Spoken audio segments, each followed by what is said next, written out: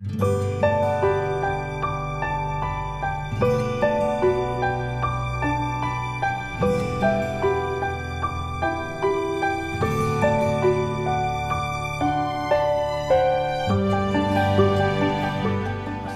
selamat pagi dan salam sejahtera sahabat dimanapun berada. Sahabat bisa melihat ini adalah tanaman mangga yang kita tanam di pot dan berbuah lebat. Ini juga ada buahnya sahabat ya. Sahabat bisa lihat. Nah ini juga seperti ini. Banyak buahnya sahabat.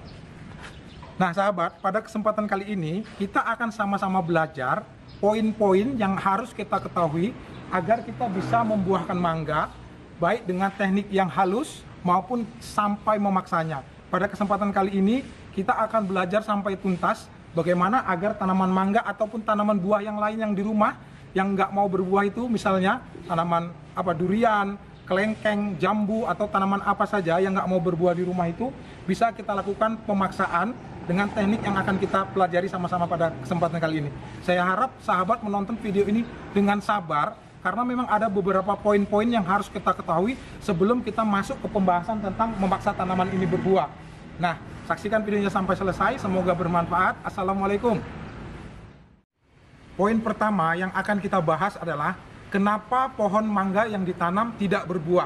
Nah, ini merupakan salah satu pertanyaan yang paling sering ditanyakan pada kolom komentar pada video-video saya.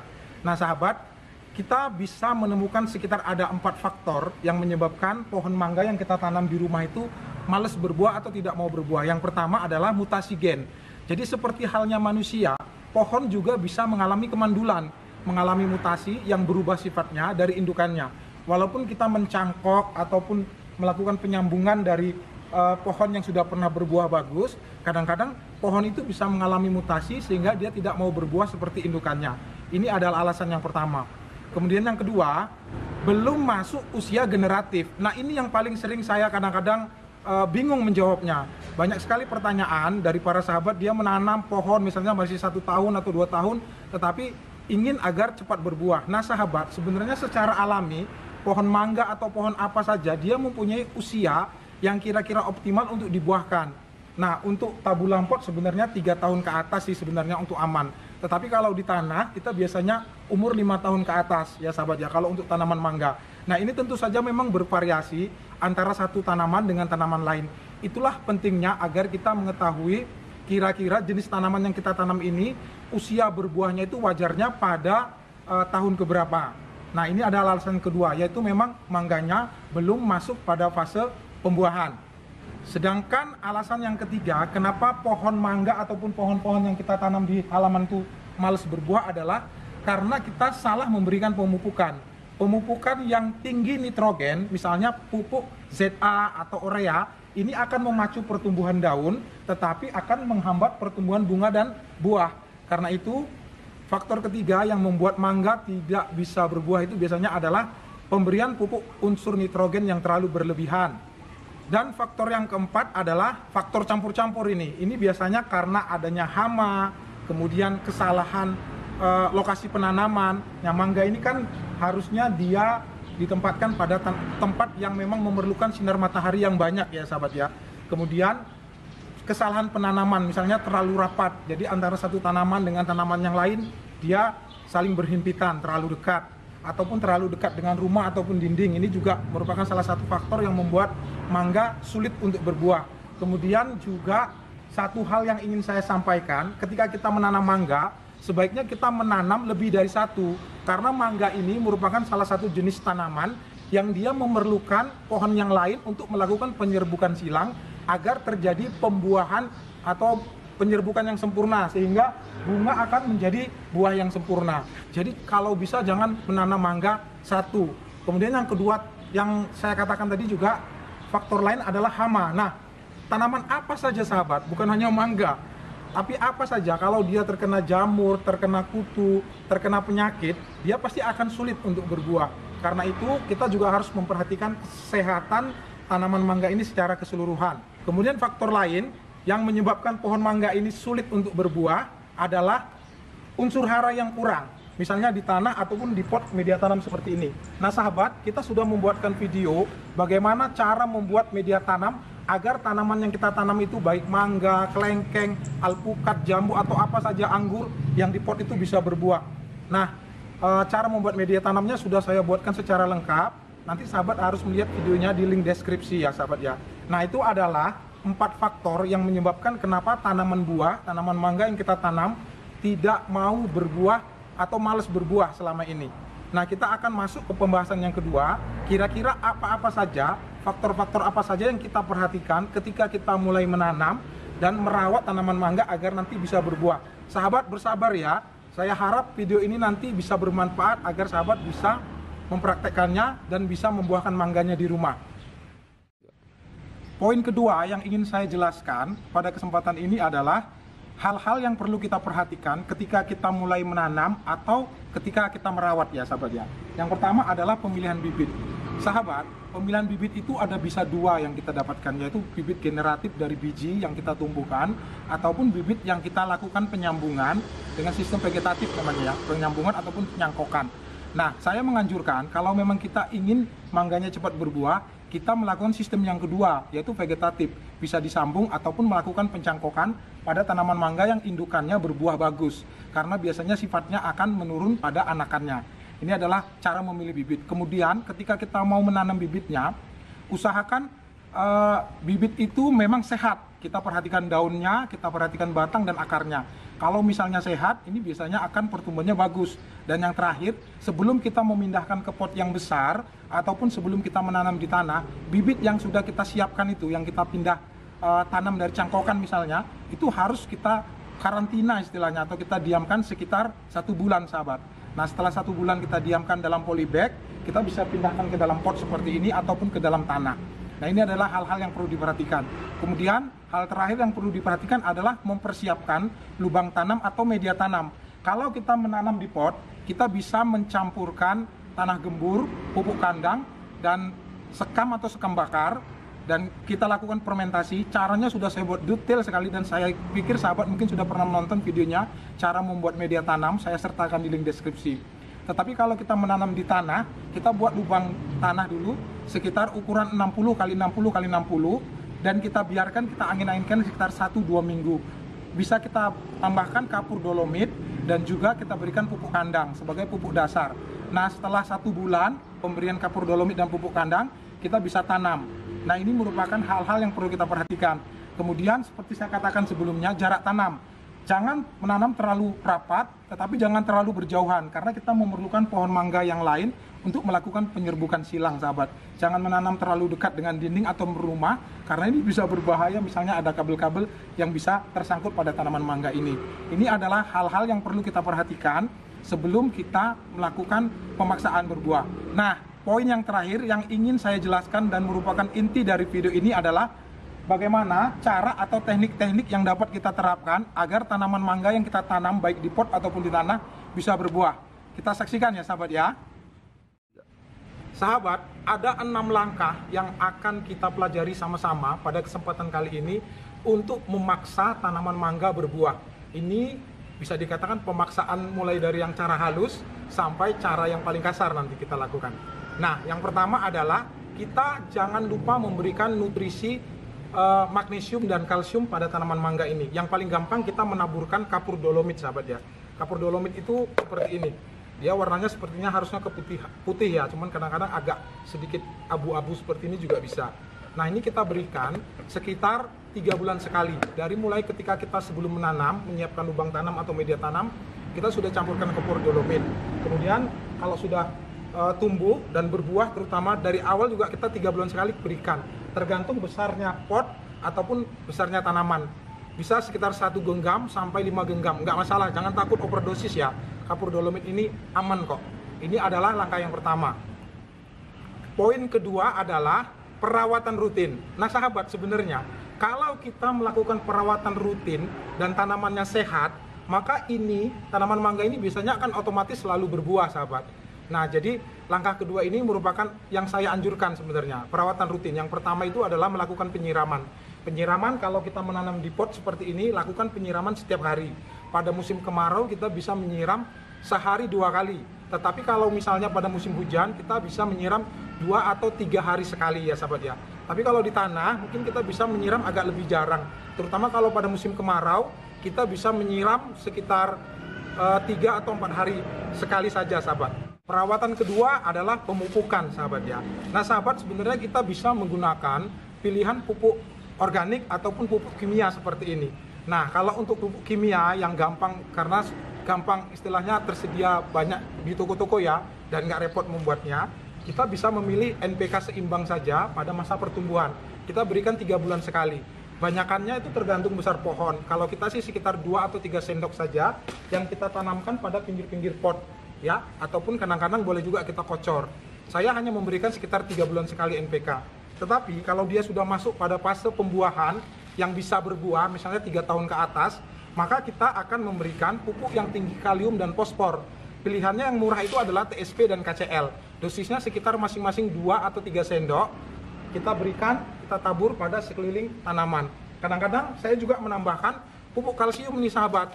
Ini sekitar 3 bulan sekali. Tapi kalau saya boleh saran, kita memberikan dengan hari yang berbeda dari pupuk yang lain ya. Karena dikatakan penyerapan kalsium ini kadang-kadang bisa berkompetisi dengan zat-zat yang lain. Jadi kita berikan pada hari yang lain ya. Kita cukup memberikan 1 atau 2 sendok sekitar 3 bulan sekali. Karena sebenarnya kalsium ini kan sudah ada juga di kapur dolomit yang sudah kita berikan per 3 bulannya. Nah, jadi kalau saya mau mereview pada fase pertumbuhan 1 atau 2 tahun pertama, kita cukup memberikan NPK saja seperti ini, 1 atau 2 sendok atau 3 sendok tergantung besar tanaman, 3 bulan sekali. Kemudian kalau tanamannya kira-kira sudah bisa dibuahkan, kita bisa memberikan TSP dan KCL dan kalsium ya, sahabat ya. Nah, ini juga penting sampai dia berbuah, dan biasanya kalau dia berbuah dengan kombinasi TSP, KCL dan kalsium ini, maka buah-buah yang terbentuk nanti tidak akan rontok, sahabat. Ini adalah pemupukan rutin yang kita anjurkan. Kemudian perawatan selanjutnya yang tak kalah pentingnya adalah pengendalian hama. Nah, sahabat, hama yang paling sering menyerang pohon mangga ini adalah serangga dan jamur. Nah, jadi kalau kita misalnya punya neem oil, sahabat, kita bisa menyemprotkan neem oil 1 atau 2 minggu sekali ya. Kalau ada serangan hama, kita bisa lebih sering. Nah, cara membuat neem oil saya sudah sertakan di link deskripsi. Kita sudah buatkan videonya dari awal sampai akhir. Kita bisa membuat neem oil sendiri dari ekstrak daun mimba, sahabat. Harus nonton videonya ya. Kemudian yang kedua, kalau misalnya kita tidak punya yang pestisida organik seperti neem oil ini, kita bisa memilih obat jamurnya itu misalnya antrakol. Kemudian kalau untuk insektisidanya kita bisa memakai Demolis atau Marsal ya, sahabat ya. Kalau untuk fungisidanya kita bisa pakai antrakol atau amistartop. Ini sebenarnya opsional. Kalau hanya untuk pencegahan barangkali sebulan sekali atau 3 minggu sekali bisa. Tetapi kalau ada serangan kita bisa semprotkan 1 minggu sekali pestisida ini, sahabat. Baik yang organik maupun yang kimia. Tergantung pilihan dan tergantung ketersediaannya. Nah, perawatan yang lainnya adalah kita melakukan pemangkasan, sahabat. Pemangkasan ini sebenarnya dari awal kalau bisa kita sudah melakukan pemangkasan untuk membentuk tajuk. Sahabat, kalau sahabat bingung bagaimana cara memangkas tanaman buah, kita pangkas aja dengan prinsip dasar 1, 3, 9, 27. Saya sudah buatkan videonya berkali-kali ketika kita membuat video cara membuat tanaman berbuah, menanam kelengkeng, kemudian pernah juga menanam sawo ya. Sahabat bisa lihat di video itu cara memangkasnya, tetapi saya jelaskan secara singkat ya. Jadi satu pohon seperti ini, satu pohon pertama, ini kalau dia cabangnya banyak, kita potong, kita pertahankan hanya 3 saja. Nah, masing-masing 3 ini kita mempertahankan nanti bercabang 3 lagi. Nah, jadi dari 3 ke 3 lagi gitu. Boleh 2, boleh 3. Jadi nanti biasanya satu cabang utama mempercabangkan 3 cabang sekunder. Dari 3 cabang sekunder akan terbentuk 9 cabang tersier. Dari 9 cabang tersier masing-masing akan membentuk 3 cabang sehingga akan terbentuk 27. Jadi tajuknya 1, 3, 9, 27. Nah, pada cabang yang ke-27 itu biasanya nanti akan timbul pucuk-pucuk yang mengeluarkan bunga, sahabat. Nah, ini kita lakukan pemangkasan rutin sekitar 4 atau 6 bulan sekali. Pemangkasan juga kita lakukan kalau misalnya ada tanaman dengan batang-batang yang tidak produktif dan mati, agar pertumbuhannya tidak terganggu. Ini adalah perawatan pada tanaman mangga. Sahabat, jika dengan poin pertama, pemberian kapur dolomit, dan yang kedua, perawatan rutin baik pemupukan, pemangkasan, dan lain-lain, tanaman mangga juga tidak mau berbuah, maka kita mulai melakukan pemaksaan dengan cara yang agak kasar, yaitu dengan melakukan pelilitan dengan kawat. Nah, saya tidak akan memperagakannya, tetapi sahabat nanti bisa saya tunjukkan fotonya. Kita bisa melakukan misalnya seperti ini ya sahabat ya. Nah, ini langsung kemari. Saya tidak pernah melakukannya, tetapi saya sudah melihat kalau kita melakukan ini akan berhasil. Jadi kawatnya memang kita lilitkan seperti ini saja, dan ini lebih ketat sebenarnya dan lebih besar. Nah, contohnya seperti inilah nanti misalnya. Tapi ini kawatnya agak kecil ya, karena saya memang hanya memperagakan saja dan tidak ingin melakukan secara benar-benar ya. Nah, kita bisa lilitkan beberapa kali pada batang utama, sehingga nanti tujuannya akan membuat menghalangi nutrisi hasil fotosintesis itu untuk turun ke akar, sehingga hasil nutrisi itu berupa karbohidrat itu akan membentuk bunga-bunga baru dan terbentuk buah. Ini adalah cara pemaksaan ya. Poin yang ketiga. Kemudian poin yang keempat hampir sama dengan poin yang ketiga tadi, kita memaksa tetapi kita melakukan perlukaan atau pembacokan. Nah, saya juga nggak akan melakukan ya sahabat ya, karena saya memang hampir nggak pernah melakukan pemaksaan dengan cara yang seperti ini. Nah, ini kita cacah aja seperti ini ya, kita lukai. Tujuannya sama seperti melakukan pelilitan agar hasil fotosintesis yang diproduksi oleh daun ini jangan turun ke bawah, sehingga nanti dia akan berkumpul di sini dan pada akhirnya dia akan membentuk bunga dan buah. Jadi teknik pemaksaan yang keempat adalah melakukan perlukaan atau pencacahan pada batang ya sahabat ya. Bisa dilakukan pada batang utama ataupun pada batang cabang sekundernya. Nah, ini merupakan teknik yang keempat. Nah, teknik yang kelima, kita bisa melakukan pemaksaan tanaman berbuah dengan melakukan pelengkungan. Nah, seperti ini sahabat, bisa dilihat. Ini adalah tanaman yang belum berbuah ya sahabat ya. Ini belum saya buahkan karena kemarin terserang hama. Jadi rencananya mau saya sembuhkan dulu. Ini kan sahabat bisa lihat ini embun-embun jelaga ya.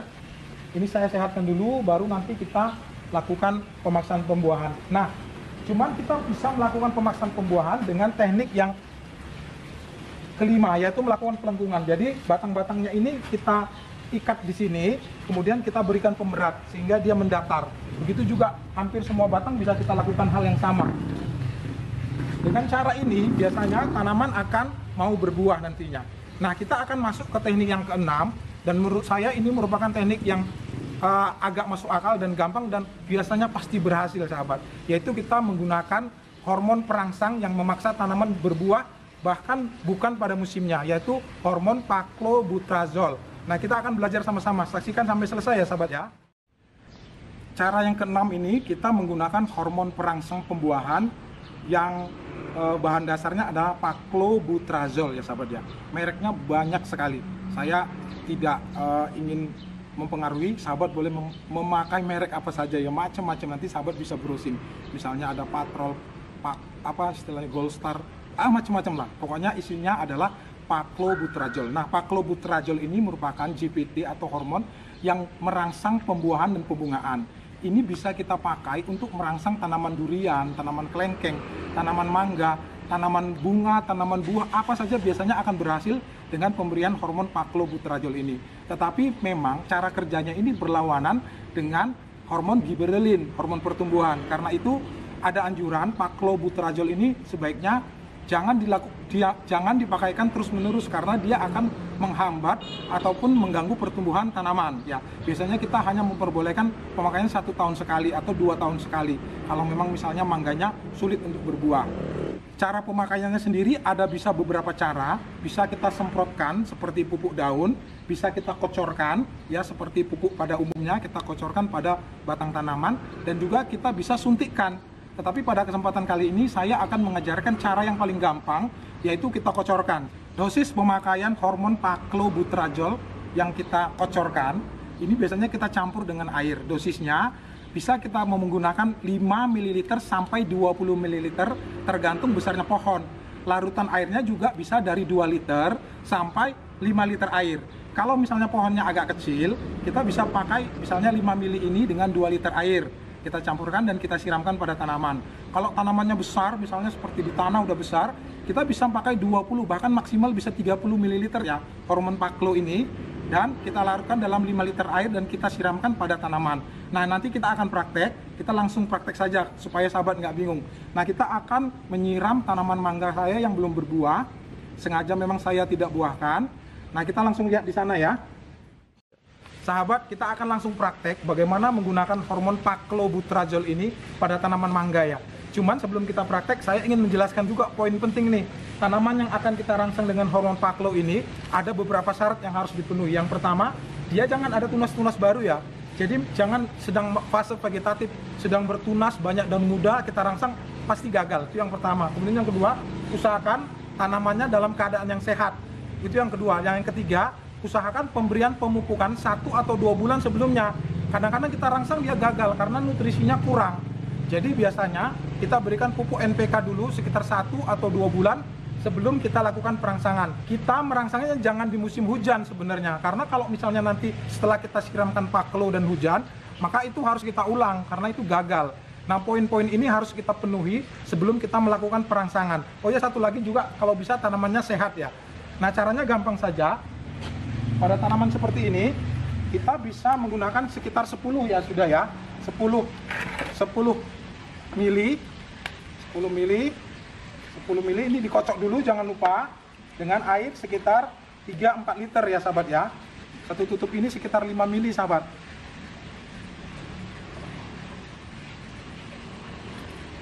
Nah, ini kita aduk sampai rata.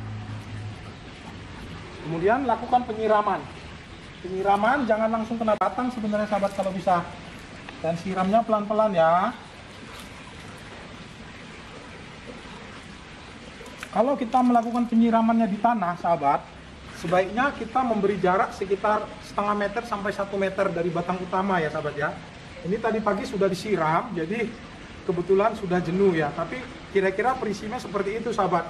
Kita melakukan penyiraman. Nah, seperti itu. Nah, ini biasanya dalam 2 minggu atau 3 minggu akan terlihat tanaman mangganya ini nanti akan mulai berbunga.